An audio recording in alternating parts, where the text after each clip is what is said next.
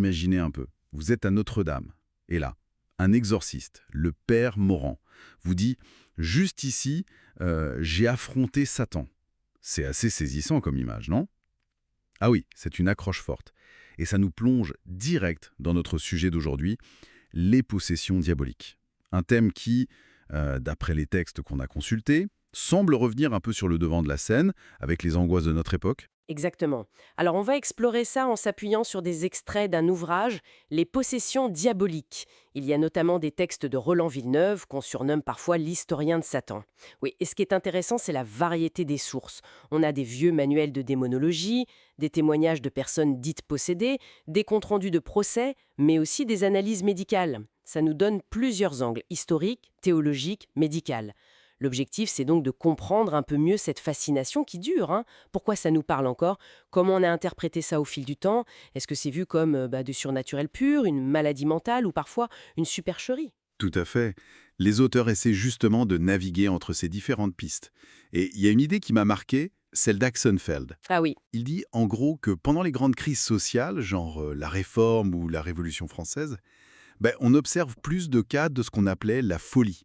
d'accord. Et cette détresse, elle prend la forme des moules culturels qui existent à ce moment-là. Et la possession, c'était un moule très présent à certaines périodes. Ça relie le personnel au collectif en quelque sorte. C'est une perspective intéressante, ça replace les choses.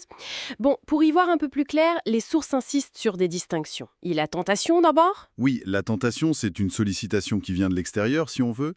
Le malin qui propose quelque chose. Ensuite, il y a l'obsession. L'obsession? Ça peut être un harcèlement externe, un peu comme le curé d'Ars qui parlait du grappin, ce démon qui le tourmentait physiquement.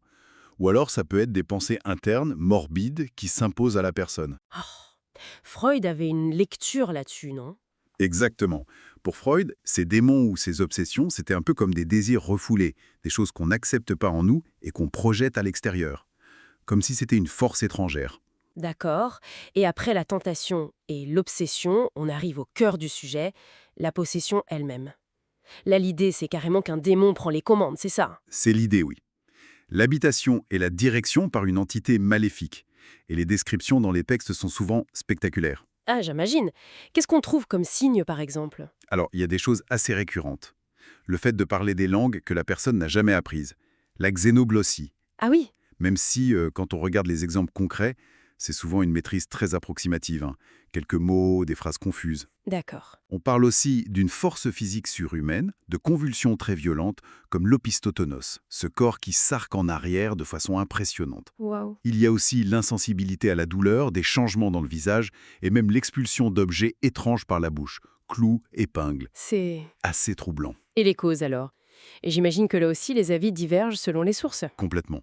D'un côté, on a l'explication purement théologique, Dieu permettrait la possession, soit pour éprouver un saint, soit pour manifester sa puissance en le chassant, soit pour punir un péché. La vision religieuse classique, quoi. Voilà. Et de l'autre côté, on trouve des causes plus matérielles, disons. On parle de maléfices transmis par des objets, une pomme par exemple dans certaines histoires, Une pomme. comme Blanche-Neige. Un peu l'idée, oui.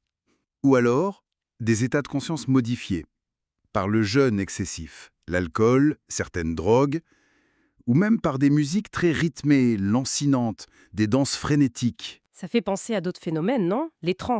Exactement.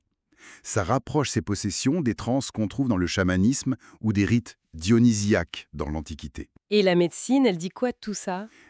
Dès le 19e siècle, surtout avec les travaux de Charcot puis de Richer, on a beaucoup parlé d'hystérie. Ah, l'hystérie.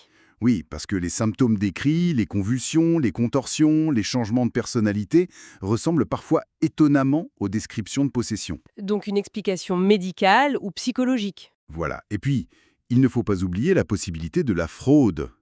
Les textes mentionnent des cas célèbres où on a suspendu, voire prouvé une simulation, Marthe Brossier par exemple, ou Jeanne des Anges à Loudon. Qui aurait utilisé une plante, c'est ça? Oui, de la clématite apparemment, pour simuler des marques sur son corps. Donc la frontière entre le vécu intense, le trouble psychique et la mise en scène est parfois mince. Face à un phénomène aussi complexe, l'Église catholique a mis en place une réponse très structurée, l'exorcisme. Comment ça se passait d'après les manuels? Alors, le rituel est très précis. Ça se passe de préférence dans une église ou sinon dans un lieu privé mais consacré. Il y a une préparation importante. La personne doit si possible jeûner, se confesser. Et l'exorciste, lui aussi, se prépare par la prière. Il utilise des objets symboliques. Le crucifix, des reliques, de l'eau bénite. Et ensuite, il y a les adjurations, où il s'adresse directement aux démons. Du genre Des formules latines très fortes du style exorcizo te, immundissime spiritus. Ah. Je t'exorcise, esprit très immonde. Il ordonne aux démons de partir au nom de Dieu.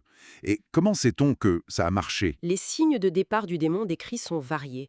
Ça peut être un calme soudain qui revient, les cierges qui s'éteignent d'un coup, parfois des vomissements ou l'expulsion de ces fameux objets. Mais j'ai lu que l'Église elle-même recommande la prudence, non? On ne croit pas sur parole à la possession. Ah oui, tout à fait. Et c'est crucial. Le rituel romain moderne, celui qui codifie les exorcismes aujourd'hui, commence par une mise en garde très claire. In primis ne facile credat demonem obsessum esse. Ce qui veut dire, avant tout, que l'exorciste ne croit pas facilement que quelqu'un est obsédé par le démon. Il faut d'abord vérifier qu'il ne s'agit pas d'une maladie, notamment d'ordre psychique. Donc une collaboration avec la médecine est même envisagée. Oui, ou du moins la nécessité d'écarter les causes naturelles avant de penser au surnaturel. Ça montre quand même une évolution dans l'approche, une certaine prudence. Bon, si on essaye de synthétiser un peu tout ça, ce qui ressort, c'est vraiment l'extrême complexité du phénomène. On est à la croisée des chemins, en fait. C'est exactement ça. C'est un carrefour entre des croyances religieuses très ancrées, des troubles psychologiques possibles, l'hystérie revient souvent dans les analyses historiques, des angoisses collectives liées à une époque, à des changements sociaux. Et parfois, on l'a vu, des simulations, des mises en scène plus ou moins conscientes. Voilà. La figure du possédé, finalement, elle est un peu comme un miroir. Elle reflète les peurs, les croyances, les tensions d'une société à un moment donné. C'est pour ça qu'elle perdure, mais en changeant de forme. Et ça m'amène à une dernière réflexion, une question un peu ouverte que les textes soulèvent en filigrane. Si aujourd'hui, la possession démoniaque à l'ancienne, disons, nous semble moins fréquente, ou qu'on la regarde avec plus de scepticisme, Oui. est-ce qu'il n'y aurait pas de nouvelles formes de possession? Est-ce qu'on n'est pas parfois, d'une certaine manière, possédé par des idéologies extrêmes, par notre dépendance à la technologie, par des addictions, ou même par ces grandes peurs collectives que notre monde actuel génère? C'est une question vertigineuse. Les poisons spirituels modernes, comme le suggère un peu l'auteur, Une question à laisser mûrir, quoi.